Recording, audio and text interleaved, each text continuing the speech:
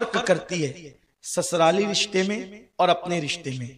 अगर औरत ससुराल वालों को भी अपना ही समझे तो मैं समझता हूं कि बहुत 80% झगड़े खत्म हो जाएंगे। 80% झगड़े। औरतों को सबसे ज्यादा दुख और तकलीफ और परेशानी सास से होती है। उनके लिए सबसे तकलीफ देजात अक्सर सास होती है।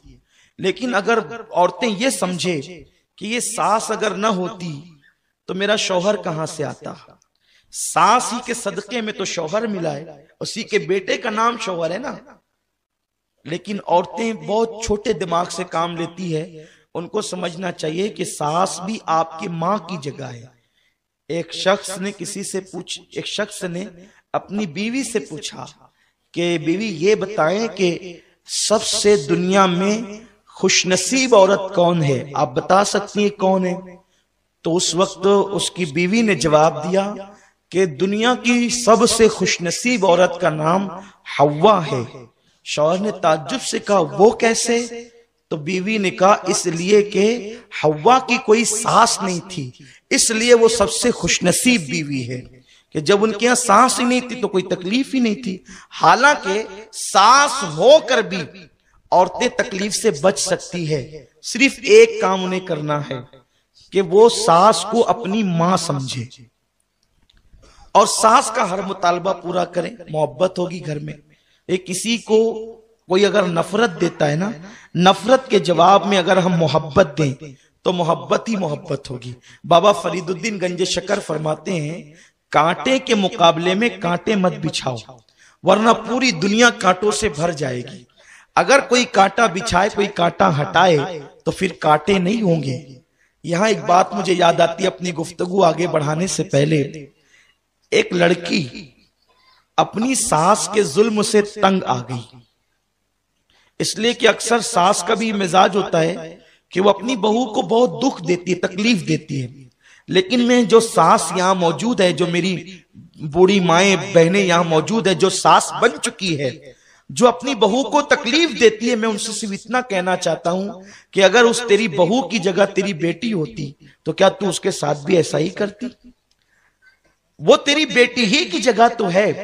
और सुनो मेरे रसूल ने फरमाया कमा तदीन तुदान, कि तुम जैसा करोगे वैसा ही पाओगे। तो तुम अपने घर में अगर बहू पे जुल्म करोगे तो तुम्हारी बेटी पर भी जुल्म होगा, तुम अपनी बीवी पे जुल्म करोगे तो तुम्हारी बहन पर भी जुल्म होगा। अगर सास अपनी बहू को बेटी की तरह प्यार दे तो वहां उसकी बेटी सुकून की जिंदगी गुजारेगी, वहां उसकी बेटी इत्मीनान की जिंदगी गुजारेगी। सुन लो, खुदा दूर नहीं है, खुदा करीब है। इसलिए कोई सास अपनी बहू पे जुल्म न करे। एक लड़की खातून अपनी सास के जुल्म से तंग आ गई। उसका खानदान बड़ा शरीफ था, शरीफ घराने की थी। वो माँ बाप के पास जब भी जाकर सास की शिकायत करती, माँ बाप कहते बेटी निबाह कर लो, बेटी सब्र कर लो, क्योंकि जो सब्र करेगा घर वालों की तकलीफ पर अल्लाह उसे हजरत आसिया के सवाब के बराबर सवाब अता फरमाएगा। बेटी सब्र कर लो। माँ बाप सब्र की तलकीन करते रहे। एक दिन ऐसा हुआ कि उसने सोचा जब मेरे माँ बाप मेरे मसले पे ध्यान नहीं देते तो मैं अपने बाप के दोस्त, जिसको वो बचपन से चचा चचा कहती थी, वो बहुत बड़े हकीम है, बेहतरीन हकीम है, मैं उनके पास जाऊंगी और उनके पास जा करके मैं अपनी सास की दास्तान सुनाऊंगी। बहुत तवज्जो से सुने और खवातीन भी तवज्जो के साथ सुने। कि उसने सोचा कि मेरे माँ बाप जब मेरा मसला हल नहीं करते तो मेरे वालिद के जो दोस्त हैं वो मेरा मसला हल कर देंगे, और वो बहुत बड़े हकीम है। तो उस वक्त जो है वो अपने बचपन से वालिद के दोस्तों को चचा चचा कहती थी। वो गई और जाने के बाद का चचा जान मेरी सास मुझ पे जुल्म करती है, गालियां देती है, मेरे शौहर को बहकाती है, वो मुझे मारते हैं। आप एक काम करें, कोई ऐसा खतरनाक जहर दे दें कि जिसकी वजह से मेरी सास मर जाए, ताकि मेरा ये जो कांटा है वो निकल जाए और मेरे घर के मसले हल हो जाए। आजकल की बहुएं भी ऐसा करती है कि सास से तंग आकर वो किसी आमिल के पास, तावीज वाले के पास जाती है कि भाई कोई ऐसा काम करो कि मेरी सास का मुंह बंद हो जाए, वो मुझे कुछ न कहे। बल्कि कभी कभी तो ऐसा भी होता है कि हमारे मोहल्ले की औरतें साधु और पंडितों के पास जाती है कि कुछ ऐसा कर दो कि वो बीमार पड़ी रहे, खाट पर पड़ी रहे, कोई मुझे कुछ ना बोले। जुल्म का अंजाम एक दिन ये होना ही है। हालांकि बहुओं को चाहिए कि वो सब्र करें, लेकिन इस तरह से इंतकामी कार्रवाई बहुओं की तरफ से होती है जो कि नाजायज ही है, क्योंकि जुल्म के बदले में तुम जुल्म कर रही हो, गलती के बदले में तुम गलती कर रही हो, तो तुम भी जवाबदेह हो। तो वो गई उस हकीम के पास जो उसके बाप का दोस्त था, ऐसा जहर दे दो चचा जान वो मर जाए। वो वाकई हकीम था, वाकई, ऐसे नहीं कि 2-4 नुस्खे कहीं से चुरा कर हकीम बन गया था, ऐसा नहीं, वो वाकई हकीम था। उसने कहा बेटी देखो, मैं तुझे 3 महीने की दवा दूंगा, इसलिए कि अगर मैंने तुझे कोई ऐसा जहर दे दिया कि अचानक तेरी सास मर जाए तो सारा इल्जाम तुझ पर आएगा कि इसी ने मार डाला, तो तेरे लिए बहुत मसले पैदा होंगे। मैं तुझे स्लो पॉइजन यानी ऐसा जहर देता हूं कि जो धीरे धीरे असर करेगा और 3 महीने तक तेरी सास मर जाएगी। तो इस तरह होगा कि 3 महीने में जब जहर उस पर असर करेगा, मरेगी, तो तेरा नाम भी नहीं आएगा। लेकिन अगर यही खिंचातानी रही तो भी तेरा नाम आ सकता है।